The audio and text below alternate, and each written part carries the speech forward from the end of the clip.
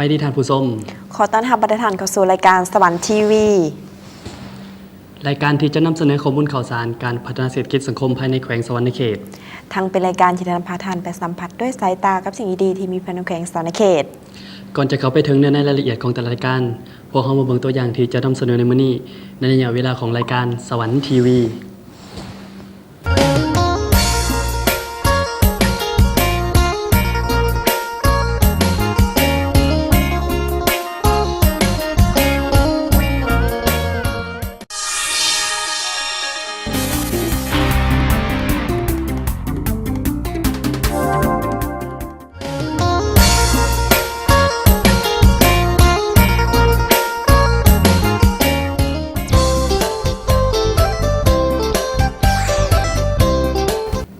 หลังจากที่ท่านผู้ชมได้ชมตัวอย่างรายการเล็กๆน้อยๆพอได้เป็นอาหุนหารตาบัดนี้จะพาท่านผู้ชมมาเบิ่งเนื้อในรายละเอียดของแต่ละรายการสวรรณเขตนั้นเป็นแขวงใหญ่พลเมืองนั้นแน่นในแต่ละมื้อแต่ละวันแม้นมีหลายเหตุการณ์ที่เกิดขึ้นตราบใดที่ในโลกเฮายังหมุนไปเรื่อยๆเหตุการณ์ต่างๆกว่าจะมีมาเห็นคิดฮู้กันไปเหตุการณ์ต่างๆเหล่านี้พวกเฮาจะนำเสนอให้ท่านได้ฮู้ในระยะเวลาของสวรรค์วันใหม่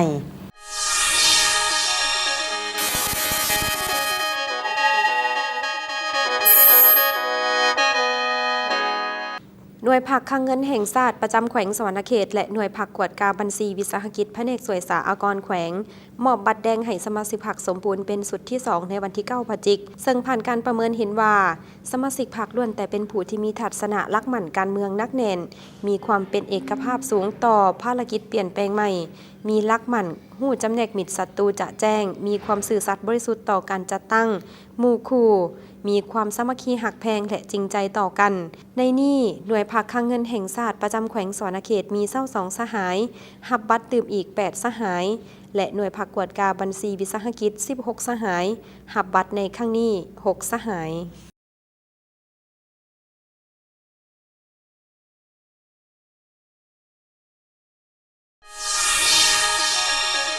หน่วยภาคหากฐานชาวหนุ่มแขวงสวรรณเขตเปิดบ้านดำเนินชีวิตการเมืองและทาบทามบุคลากรเพื่อประกอบเข้าในโครงประกอบกองประชุมใหญ่ครั้งที่8ของหน่วยภาคในระหว่างวันที่3ถึงวันที่4พฤศจิกายนปัจจุบันทั่วแขวงมีวัยหนุ่มทั้งหมด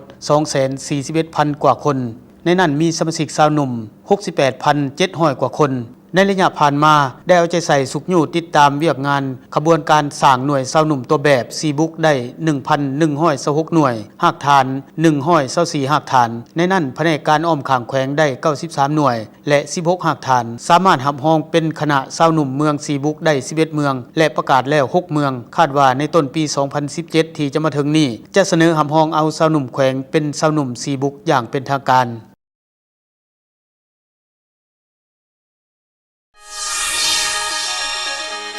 หน่วยผักแขนงเลี้ยงสัตว์และการประมงแขวงสวรรณเขตเปิดบ้านดำเนินชีวิตการเมืองและทาบทามเอาบุคลากร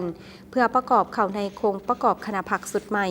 ในระหว่างวันที่2หาวันที่3พฤศจิกายนซึ่งเป็นหน่วยผักที่ขึ้นกับคณะผักหากฐานแผนกกสิกรรมป่าไม้แขวงเป็นเสนาธิการให้แก่คณะผักขันเทิงผ่านมาได้จัดตั้งเคลื่อนไหวปฏิบัติแนวทางนโยบายของพรรคแผนการของรัฐและปฏิบัติมติคำสั่งของขันเทิงเพื่อพัฒนาทางด้านกสิกรรมด้านการคุ้มครองการเลี้ยงสัตว์สัตวแพทย์และการประมงในทั่วแขวงโดยทั้ง2หน่วยพรรคแบ่งออกเป็น2จุมีสมาชิกพรรคทั้งหมด22สหายในบันดำเนินชีวิตการเมืองครั้งนี้ยังได้มีการสำรวจตำหนิส่งข่าวซึ่งกันและกันพร้อมทาบทามเอาบุคลากรประกอบเข้าในโครงประกอบคณะพรรคสุดใหม่อีกด้วย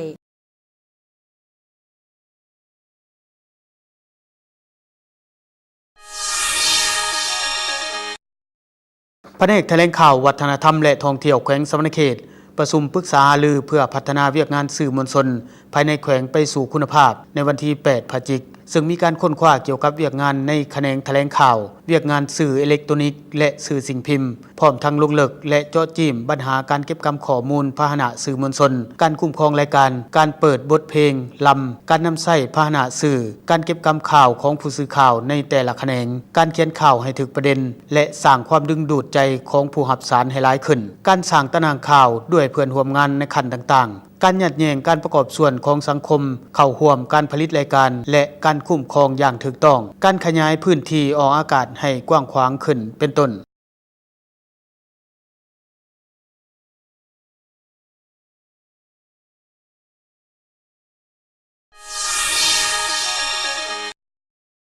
กรมพัฒนาการท่องเที่ยวกระทรวงแถลงข่าววัฒนธรรมและท่องเที่ยวจัดสุดผ่านห่างแผนพัฒนาการท่องเที่ยวใน6แขวงภาคกลางศก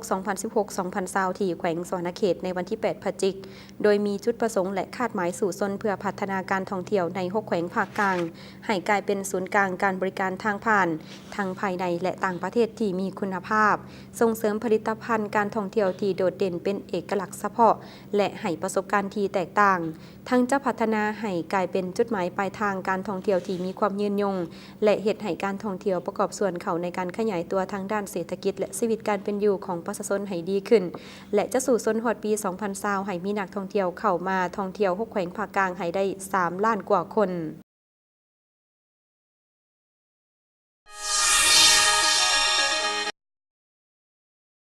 สภาการค้าและอุตสาหกรรมร่วมกับแผนกแรงงานและสวัสดิการสังคมแขวงสวรรณเขตเปิดตลาดนัดแรงงานที่สวรรค์ไอเทคในวันที่ 4 หาวันที่ 5 พฤศจิกายนจุดประสงค์ของการจัดงานก็แม่นเพื่อแลกเปลี่ยนข้อมูลข่าวสารระหว่างผู้ใช้แรงงานและการสร้างบุคลากรแรงงานเข้าเฮ็ดเวียกเป็นต้นการเพิ่มทางเลือกให้ผู้ใช้แรงงานเพื่อประกอบเข้าในธุรกิจของตนซึ่งเป็นโอกาสอันดีให้แก่บรรดาบริษัทที่เข้าร่วมได้นำเสนอแนะนำผลิตภัณฑ์รวมทั้งผู้ของแรงงานที่กำลังซอกเวียกเฮ็ดงานทำก็จะมีเวียกมีรายได้มีชีวิตการเป็นอยู่ที่ดีขึ้นรวมทั้งนักเรียนนักศึกษาก็จะได้เรียนรู้ข้อมูลข่าวสารผ่านตลาดแรงงานและรู้ว่าวิชาชีพใดที่ตลาดต้องการและจะได้มีการพัฒนาตนเอง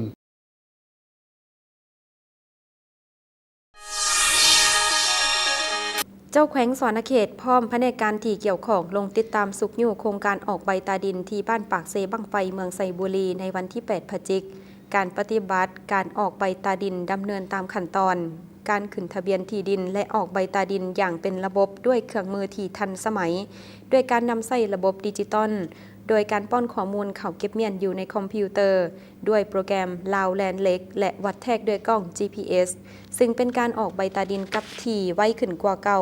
เฉลี่ย10 ตอนต่อวันเริ่มมาแต่วันที่ 19 กันยายนหาไทยเดือนตุลา 2016 สำรวจวัดแทกพิสูจน์หลักฐานได้ทั้งหมดจำนวน254 ตอนมีเนื้อที่ 411,946 ตารางเมตรส่วนแผนจัดตั้งปฏิบัติโครงการออกใบตาดินศก 2016-2017 อยู่เมืองไซบุรีครั้งนี้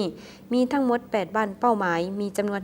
1,200 ตอนคาดว่า 2016 นี้จะให้สำเร็จ 80-90 ส่วนห้อย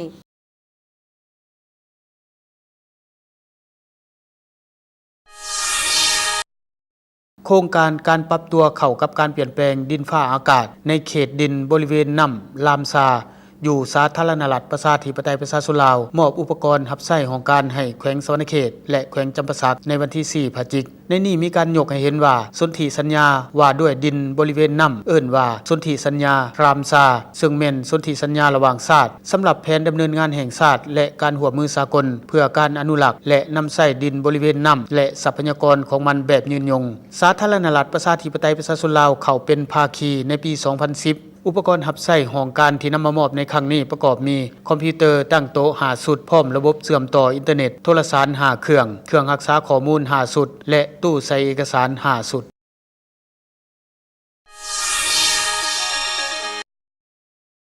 แขนงอนามัยสิ่งแวดล้อมและจัดหาน้ำสะอาดแผนกสาธารณสุขแขวงสวรรณเขตสรุปผลงานประจำศกปี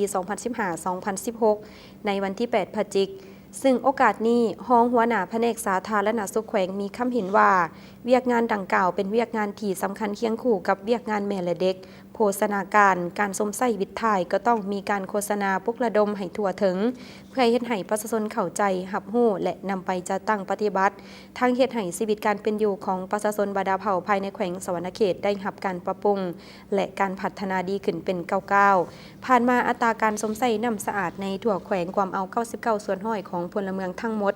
ในนั้นมีระบบน้ำประปาน้ำสางบาดาลน้ำสางตื้นน้ำบาดาลหัตถกรรมน้ำลินโอ่งเก็บน้ำฝนและอื่นๆมีจำนวนหลังคาเรือนที่สมใส่วิทย์ถ่ายทั่วแขวงทั้งหมดความเอา70ส่วนห้อยโรงเรียนที่สมใส่วิทย์ถ่ายทั่วแขวงความ75ส่วนห้อย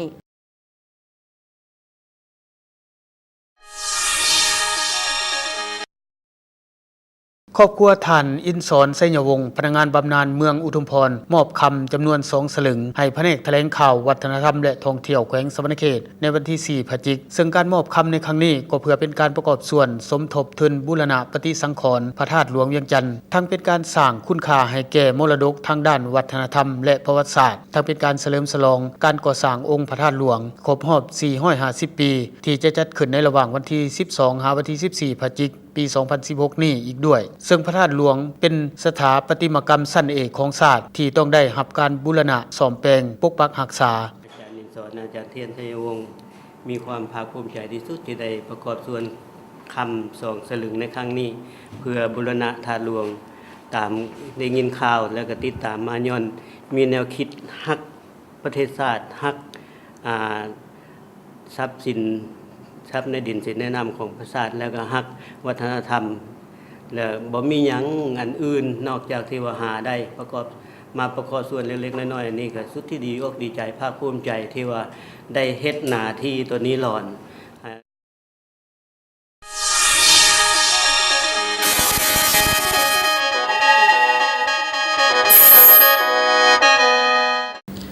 ดังที่ท่านผู้ชมได้ชมผ่านไปแล้วนั้นเป็นเหตุการณ์ส่วนหนึ่งที่เกิดขึ้นภายในแขวงสวรรณเขตและยังมีอีกหลายเรื่องราวที่พวกเขาจะทยอยมานำเสนอท่านผู้ชมเจ้าแม่นแล้วแต่ละครั้งที่ออกอากาศรายการสวรรค์ทีวีของพวกเราแม่นจะนำพาทานไปฮู้จักกับสิ่งดีๆที่มีภายในแขวงสวรรณเขตซึ่งก็มีอย่างหลงหลายภายมากอดใจรอถ่ายจากบึดหนึ่งท่านผู้ชมแล้วท่านจะได้ฮู้ในเห็นในสิ่งท่านคนจะเห็นเป็นสิ่งที่หาเบิ่งยากในบนอื่นแต่สัมผัสมีอยู่ในแขวงสวรรณเขตเจ้าถ้าจักน้อย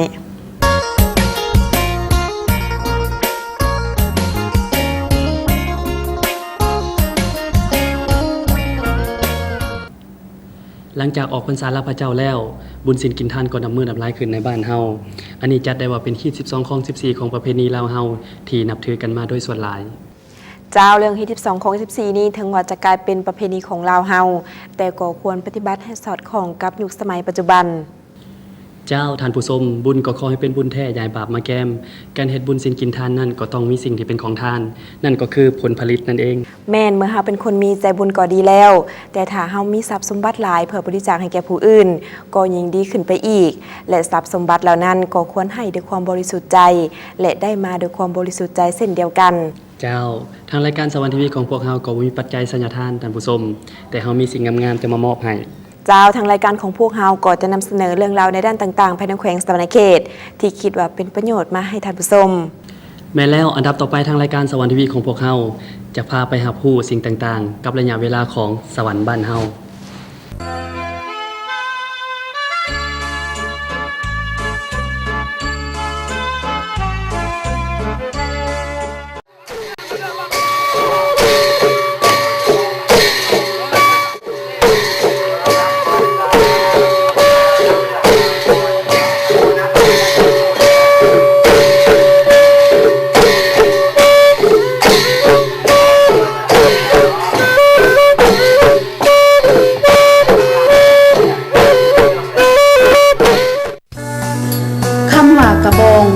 เป็นที่หูจักกันดีมาแต่ในสมัยดึกดำบรรพ์ก็คือสมัยปู่ย่าตายายของพวกเฮาที่อาศัยอยู่เขตชนบทแม่นเป็นอุปกรณ์ที่ให้แสงสว่างชนิดหนึ่งที่เพิ่นได้นำใช้ในชีวิตประจำวันของพวกเพิ่นและกระบองยังมีคุณค่าอันมหาศาลที่ตอบสนองให้แก่การดำรงชีวิตของคนในสมัยนั้นเพราะว่าเพิ่นได้นำใช้กระบองเพื่อเป็นแสงสว่างในยามค่ำคืนเช่นว่าใต้เงียงทางในการไปมาหาสู่กันในยามค่ำคืนใต้ในยามเพ็ดเวียกสิ้นเข็นฝ่ายอิ่วฝ่ายสารกระบุงสารกระตาจักตอกใต้เวลาแต่งอยู่ครัวกินในยามค่ำคืนและที่สำคัญแม่นใต้ในยามมีงานขบงานต่างๆเพิ่นก็ใส่กระบองเป็นแสงสว่างเช่นเดียวกันเพราะว่าในสมัยก่อนประเทศชาติยังบ่ทันได้รับการพัฒนาบ่มีไฟฟ้าและน้ำประปาเหมือนดังทุกวันนี้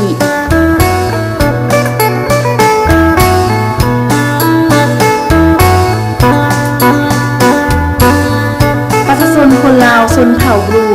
อยู่บ้านพลงามเมืองอาสาพรแขวงสวรรณเขตก็แม่นหนึ่งในจำนวนผู้ที่รู้จักคุณค่าของกระบอง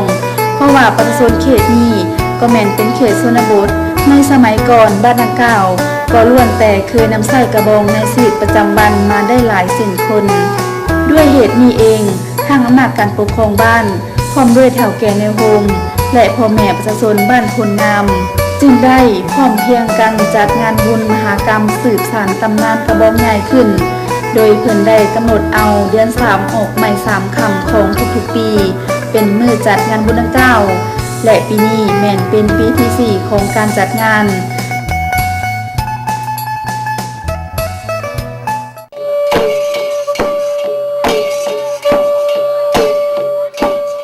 แต่เนื่องจากว่าปีนี้ทางอำนาจการปกครองก็คือเฒ่าแก่ในโฮมภายในบ้านได้ขาดความพร้อมบางอย่างเพิ่นจึงได้เลื่อนการเฮ็ดบุญออกไป2มื้อคือได้จัดงานบุญขึ้นในมื้อออกใหม่5ค่ำเดือน3ง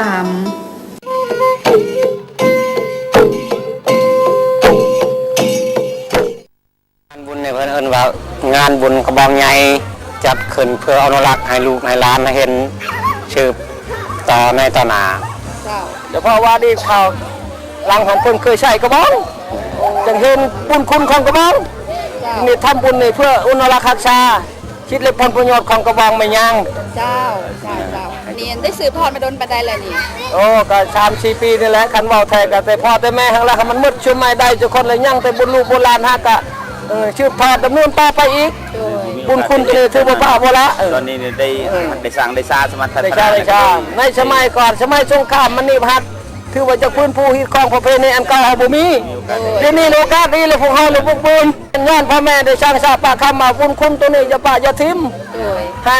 อนุรักษ์รักษาให้จำนึกถึงบุญคุณของแม่ย่างเฮาคันว่าแท้มันทันกะละกับปีเดือนแทนถือว่ามันบ่ยุ่งยากสับสนถือว่าเดือน3เอาไม้ซ้ำคำเดี๋ยวเคยดำเนินประเพณีตัวนี้เป็นฮิตของแท้แต่คืนนี้มันกำเนิดไปได้แล้วมันบ่ถูกบ่ทันแต่หากว่าป้าบ่ทิมฮิตของประเพณี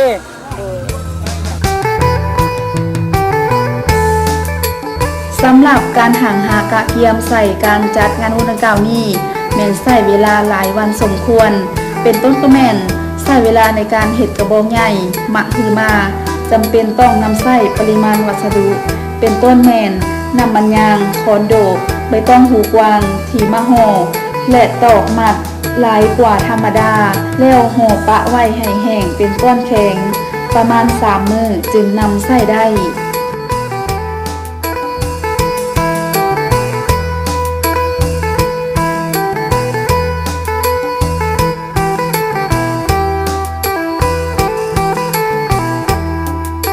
กว่าจะออกมาได้จบงามแม่นทางอำนาจการปกครองบ้าน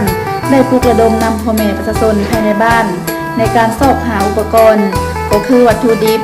ที่จะนำมาใช้ในการห่อกระบองซึ่งแม่นเป็นวัตถุที่หาได้ง่าย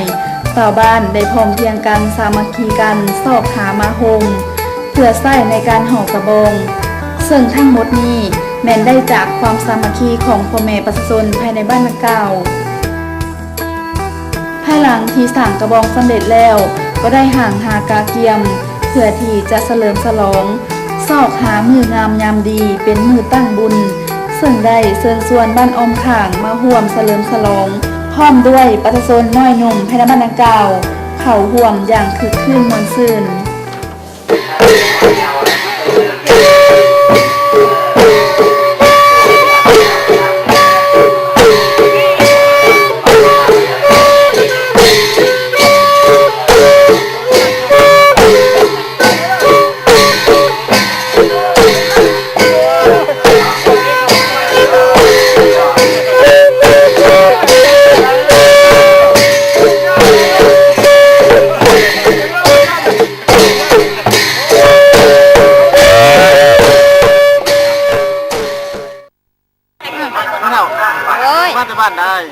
มาในบ้านคนน่ะดีลูกคนน่ะดี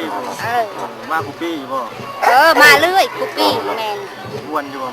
ม่วนแหละมาบุญมากับไผแน่หลายคนแหละบ้านเฮามาหลายเนาะหลายคนอยู่มาคุกกี้แล้วเนาะพี่น้องกันเนาะ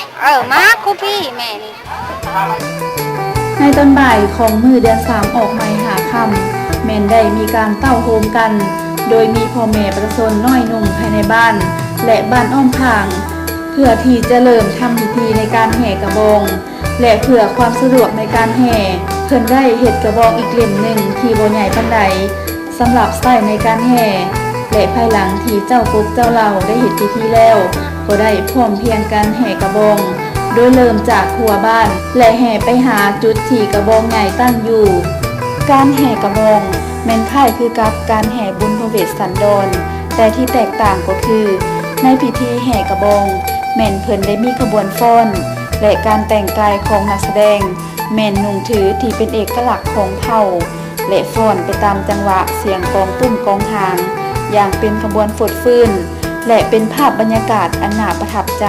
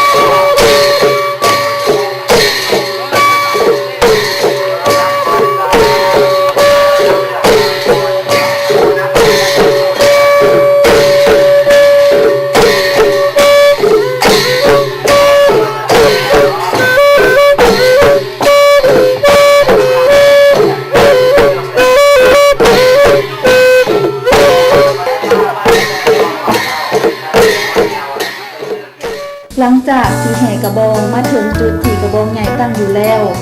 ก็ได้เข้าสู่พิธีทางศาสนา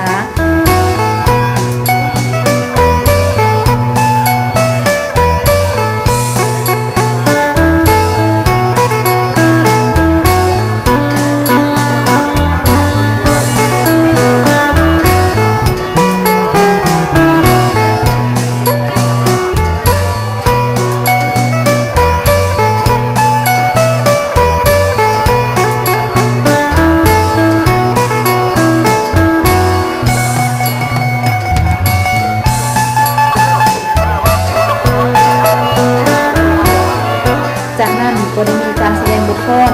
ที่แสดงเห็นถึงความสามัคคีความเข้มแข็งความเสียสละให้แขกที่มาร่วมในงานบุญได้รับชมวัฒนธรรมโปรให้น้องทำให้ตามตูสมอเยอะเหมือนตามตุก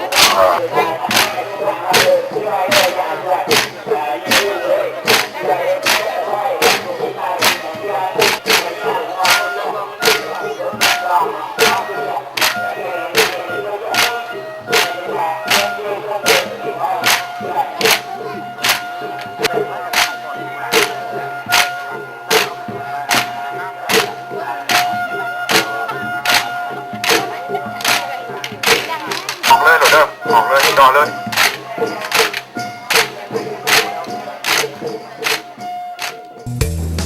นอกนั้นยังมีการแสดงตำเข่าที่เป็นเอกลักษณ์ของเผ่าบลู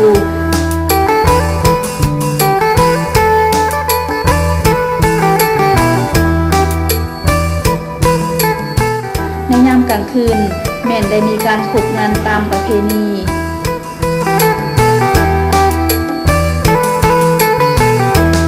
สำหรับกระบองใหญ่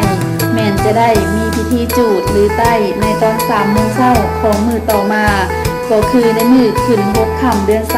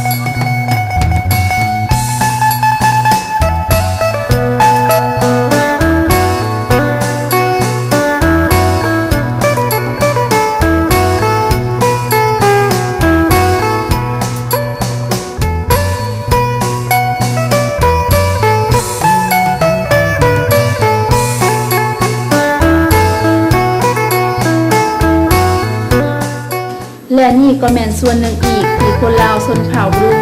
ได้ให้การนับถือและเคยปฏิบัติมาแต่สมัยบรรพบุรุษนั่นก็คือเพื่อนที่เป็นเอกลักษณ์ของแม่หรือว่าอีกอย่างหนึ่งว่าเพื่อนผู้หญิงผู้ที่เป็นแม่หรือเมียในภาษาบลูที่เอิ้นว่าดงอายะเพื่อนดังกล่าวนี้ถูกสร้างขึ้นเพื่อเก็บเมียนวัตถุอุปกรณ์ก็คือเครื่องมือที่เป็นเครื่องใช้ของซอยของผู้หญิงเส้นอิ่วหลาพื้นตำหูกโขกตำเข่าและอื่นๆที่เป็นเครื่องมือของแม่หญิงใช้ในการเฮ็ดเวียกนอกจากเพื่อนแม่แล้วก็ยังมีเพื่อนพ่อที่ภาษาบลูเอิ้นว่าดงอาซุยซึ่งสร้างขึ้นเพื่อเป็นบ่อนเก็บเมียนเครื่องมือในการเฮ็ดเวียกของผู้ชายเส้นแอกไถคาดผ้ามีดและอื่นๆที่เป็นเครื่องใช้ของผู้ชาย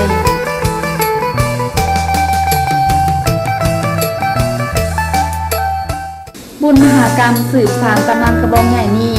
แม่นสร้างขึ้นด้วยเหตุผลและจุดประสงค์เพื่ออนุรักษ์รักษาวัฒนธรรมท้องถิ่น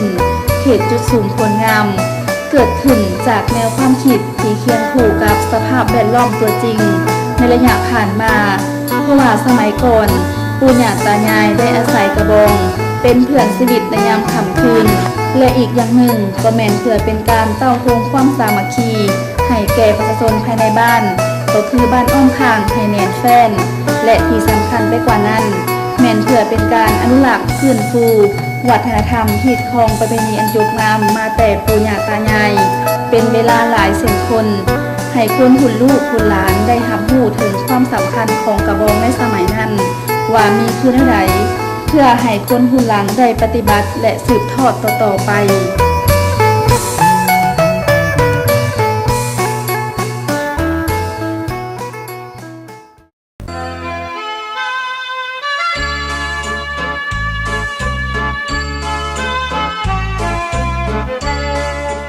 ประเพณีอันดีงามของลาวเฮานี่หลายอย่างก็เป็นวัฒนธรรมของชาติไปแล้ว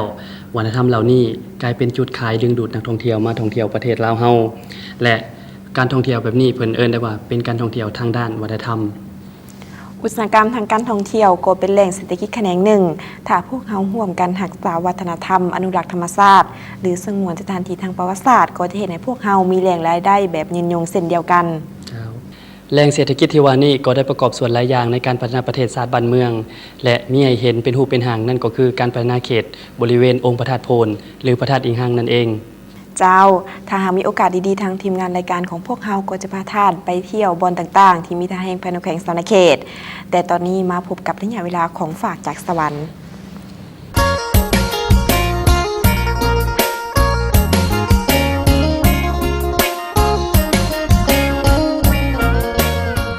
ท่านผู้ชมของฝากจากสวรรค์นั้นมีทั้งของทีละนึกเครื่องใช้ของซอยอาหารการกินอื่นๆตัวมื้อนี้น้องมีหยังมาเป็นของฝากของตอนท่านผู้ชมมื้อนี้พวกเราจะนำเสนอของดีแต่เป็นสิ่งที่หายากแก่ท้องถิ่นอื่นจะเป็นสิ่งนั้นพวกเราจะแนะนำให้ฮู้ในของฝากจากสวรรค์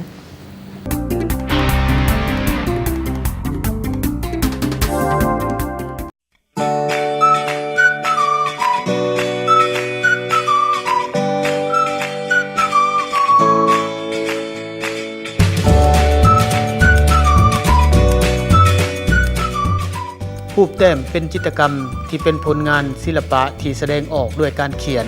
การแต้มและการทาสีเพื่อก่อให้เกิดภาพซึ่งความงามของจิตรกรรมนั้นเกิดจากการใส่สีในลักษณะต่างๆทั้งถ่ายทอดผ่านรูปแต้มนั้นๆอันเป็นจินตนาการที่บ่มีมือสิ้นสุดเป็นจักเทื่อแขวงสวรรณเขตมีสร้างแต้มรูปที่มีสีมือและพร้อมที่จะสร้างสรรค์ผลงานเป็นจำนวนหลวงหลายโดยเฉพาะอยู่โรงเรียนวิจิตรศิลป์แขวงสวรรณเขตจุดเด่นที่เป็นเอกลักษณ์ของรูปแต้มคือลวดลายที่มีความสวยสดงดงามและมีหลายแบบหลายลายพร้อมมีความบรรจงประณีตรูปแต้มที่มีหลากหลายลวดลายพร้อมทั้งมีความงดงามนี้เหมาะสมแก่การนำไปประดับห้องเฮ็ดเวียกห้องรับแขกที่อยู่อาศัยและนำไปมอบเป็นของที่ระลึกแก่ญาติพี่น้องเพื่อนมิตรสหายและผู้ที่เคารพรักเป็นอย่างยิ่งรูปแต้มที่มีความงดงามนี้มีอยู่อย่างหลวงหลายซึ่งมีการวางขายตามห้านขายเครื่องที่ระลึกและวางขายโดยกงที่โรงเรียนวิจิตรศิลป์แขวงสวรรณเขต